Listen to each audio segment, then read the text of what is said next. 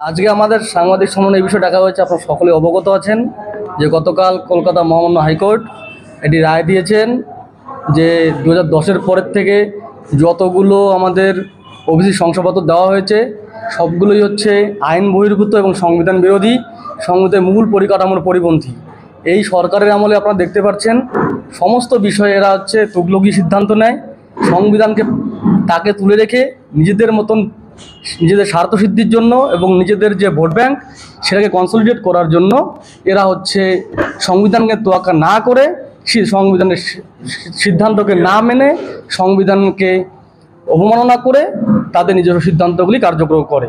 আপনারা দেখেছেন এসএসসিতে যেটা হয়েছে, 26,000 শিক্ষকের চাকরি গিয়েছে। গতকাল 5 লক্ষ লোকের, গরিব লোকের, অনগ্রসর সম্প্রদায়ের শংসাপত্র বাতিল হয়েছে। এই বিষয়ে আমরা সাংবাদিক সম্মেলনে এখানে উপস্থিত হয়েছি। আমাদের সঙ্গে আছেন কোচবিহার জেলা বিজেপির অন্যতম সাধারণ সম্পাদক বীরাজেন্দ্র বোস মহাশয়, উপস্থিত আছেন আমাদের কোচবিহার জেলার অন্যতম সহসভানেত্রী শিখাদি, উপস্থিত আছেন ওবিসি মোর্চার জেলা সম্পাদক মানস রঞ্জন বিশ্বাস মহাশয়। আপনারা কি করতে চাইছেন এই যে হাইকোর্টের নির্দেশ? আপনারা দেখেছেন এটা আমাদের বহুদিনের দাবি ছিল। গত ডিসেম্বর মাসে 28 এবং 29 তারিখ আমরা 48 ঘন্টা লাগাতার ধর্নায় বসেছিলাম। এই ওবিসি ক্যাটাগরি এ, যেটা হচ্ছে সম্পূর্ণভাবে সংবিধান বিরোধী, সংবিধানের মূল পরিকাঠামোর পরিপন্থী, সেই বিষয়ে আমাদের আন্দোলন ছিল। আজকে এই আমাদের আন্দোলন সার্থকতা পেল এবং এবার আমাদের দাবি থাকবে যারা যারা সত্যিকারের হচ্ছে সার্টিফিকেট পাওয়ার যোগ্য তাদের জন্য তাদের পথ যেন প্রশস্ত থাকে এবং তাদের যেন সুগম সহজ পদ্ধতিতে তারা যেন সার্টিফিকেট পেতে পারে। সেই বিষয়ে আমাদের ভারতীয় জনতা পার্টির ওবিসি মোর্চা তৎসহ মূল সংগঠন আগামী দিনে সকল ওবিসি সম্প্রদায়ের পাশে থাকবে এবং এই সরকারের যে সংবিধান বিরোধী নীতি তার বিরুদ্ধে আমাদের আন্দোলন চলতে থাকবে।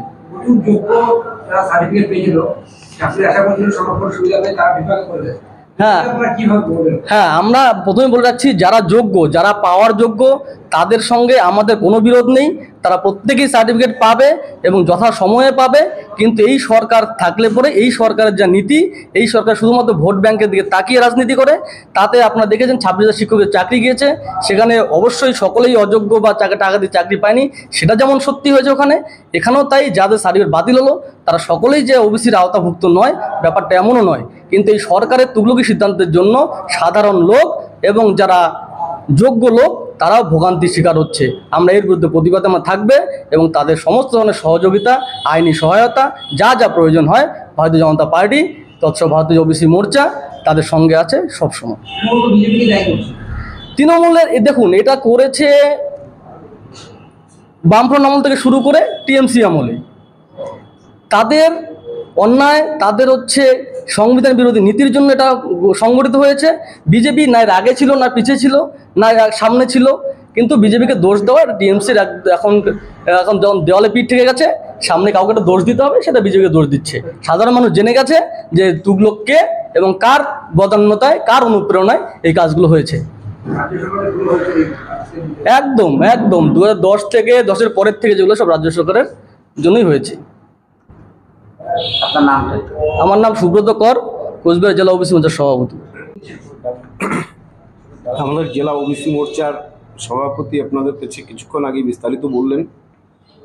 আমরা সবসময় যারা ন্যায্য পাওনার অধিকারী শংসাপত্র তাদের পাশে আমরা যেমন আছি, আমরা আইনি সাহায্য তাদেরকে দেব এবং আমরা তাদের জন্য আন্দোলন সবসময় সংগঠিত করব। এই তৃণমূল কংগ্রেসের সরকার বারবার এদের মুখ পুড়েছে। এরা চাকরির বিনিময়ে চাকরি দিয়েছেন, টাকার বিনিময়ে, সেখানে মেধাযুক্ত যারা আছে তারা বঞ্চিত হয়েছে, অযোগ্য চাকরি পেয়েছে। বিভিন্ন ক্ষেত্রে দেখা গেছে কেন্দ্রীয় প্রকল্পগুলোর টাকা নয়-ছয় করেছে এবং সেটা শুধু নয়-ছয় বললেই ভুল, পুরো পুকুর চুরি করেছে। এই দলটার বিন্দু মাত্র নৈতিক অধিকার নেই পশ্চিমবঙ্গের শাসন ক্ষমতায় টিকে থাকার। আমরা চাই এদের এত স্ক্যাম, এত বড় বড় দুর্নীতি ইমিডিয়েট উপযুক্ত শাস্তির বিধান করতে হবে। আমরা কেন্দ্রীয় সরকারকেও সব জানাচ্ছি পশ্চিমবঙ্গের কথা, বিশেষ করে কুচবিহারের কথা। এবং আমাদের ওবিসি মোর্চা পশ্চিমবঙ্গ কমিটির পক্ষ থেকে এর আগেও আপনারা জানেন, রাজ্যের প্রতিটি জেলাতে এই যে ক্যাটাগরি ভিত্তিক এ এবং বি, এই ক্যাটাগরি ভিত্তিক যে সংরক্ষণ করেছে, এটার আমরা ঘোর বিরোধী। আমরা কোনো এক শ্রেণীকে সুবিধা পাইয়ে দেওয়ার পক্ষে আমরা নই।